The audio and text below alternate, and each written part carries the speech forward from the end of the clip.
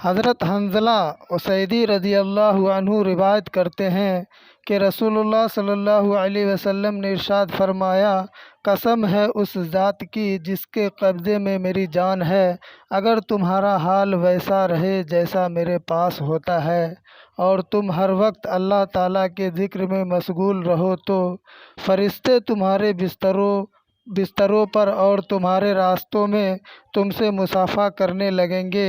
لیکن حنظلہ، بات یہ ہے کہ یہ کیفیت کبھی کبھی ہوتی ہے۔ آپ صلی اللہ علیہ وسلم نے یہ بات 3 مرتبہ ارشاد فرمائی، یعنی انسان کی ایک ہی کیفیت ہر وقت نہیں رہتی بلکہ حالات کے اعتبار سے بدلتی رہتی ہے۔ حضرت موسیٰ رضی اللہ عنہ روایت کرتے ہیں کہ نبی کریم صلی اللہ علیہ وسلم نے ارشاد فرمایا، جو شخص اللہ تعالیٰ کا ذکر کرتا ہے اور جو ذکر نہیں کرتا، ان دونوں کی مثال زندہ اور مردے کی طرح ہے۔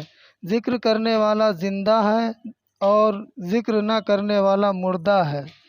ایک روایت میں یہ بھی ہے کہ اس گھر کی مثال جس میں اللہ تعالیٰ کا ذکر کیا جاتا ہو زندہ شخص کی طرح ہے، یعنی وہ آباد ہے، اور جس میں اللہ تعالیٰ کا ذکر نہ ہوتا ہو وہ مردہ شخص کی طرح ہے، یعنی ویران ہے۔ حضرت انس رضی اللہ عنہ نبی کریم صلی اللہ علیہ وسلم کا ارشاد نقل کرتے ہیں کہ اللہ تعالیٰ کے فرشتوں کی چلنے پھرنے والی ایک جماعت ہے جو ذکر کے حلقوں کی تلاش میں ہوتی ہے۔ جب وہ ذکر کے حلقوں کے پاس آتی ہے اور ان کو گھیر لیتی ہے تو اپنا ایک قاصد پیغام دے کر اللہ تعالیٰ کے پاس آسمان پر بھیجتی ہے۔ وہ ان سب کی طرف سے عرض کرتا ہے، ہمارے رب، ہم آپ کے ان بندوں کے پاس سے آئے ہیں جو آپ کی نعمتوں قرآن، ایمان، اسلام کی بڑائی بیان کر رہے ہیں، آپ کی کتاب کی تلاوت کر رہے ہیں، آپ نبی محمد صلی اللہ علیہ وسلم پر درود شریف بھیج رہے ہیں، اور آپ آخرت اور دنیا کی بھلائی آپ سے مانگ رہے ہیں۔ اللہ تعالیٰ ارشاد فرماتے ہیں، ان کو میری رحمت سے ڈھانپ دو۔ فرشتے کہتے ہیں، ہمارے رب، ان کے ساتھ ساتھ ایک گنہگار بندہ بھی تھا۔ اللہ تعالیٰ فرماتے ہیں، ان سب کو میری رحمت سے ڈھانپ دو، کیونکہ یہ ایسے لوگوں کی مجلس ہے کہ ان میں بیٹھنے والا بھی اللہ تعالیٰ کی رحمت سے محروم نہیں ہوتا۔ حضرت ابو طلحہ رضی اللہ عنہ روایت کرتے ہیں کہ رسول اللہ صلی اللہ علیہ وسلم نے ارشاد فرمایا، جو شخص لا الہ الا اللہ کہتا ہے اس کے لیے جنت واجب ہو جاتا ہے۔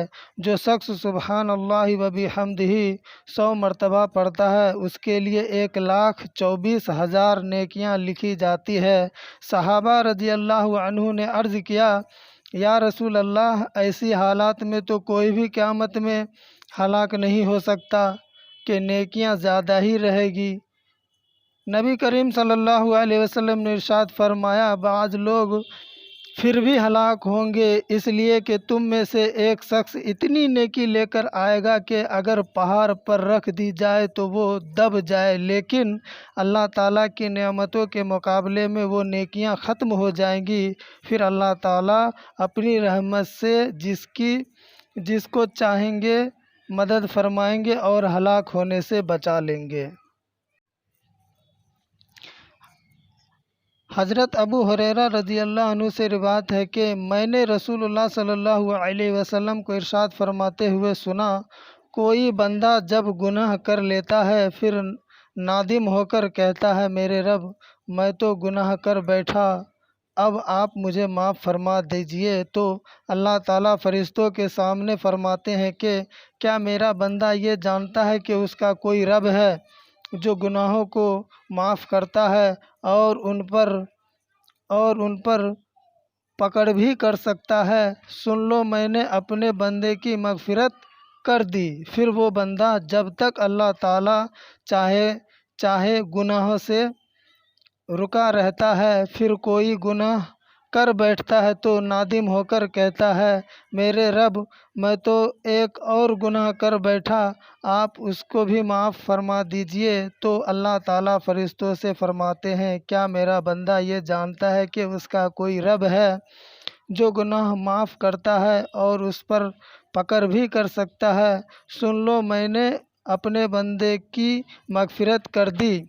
फिर वो बंदा जब तक अल्लाह ताला चाहे गुनाह से रुका रहता है, उसके बाद फिर कोई गुनाह कर बैठता है तो नादिम होकर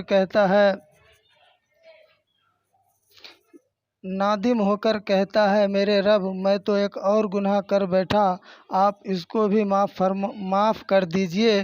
तो अल्लाह ताला फरिश्तों से फरमाते हैं, क्या मेरा बंदा ये जानता है कि उसका कोई रब है जो गुनाह माफ़ करता है और उस पर पकड़ भी कर सकता है। सुन लो, मैंने अपने बंदे की मगफिरत कर दी। बंदा जो चाहे करे, यानी हर गुनाह के बाद तौबा करता रहे, मैं उसकी तौबा कबूल करता रहूँगा।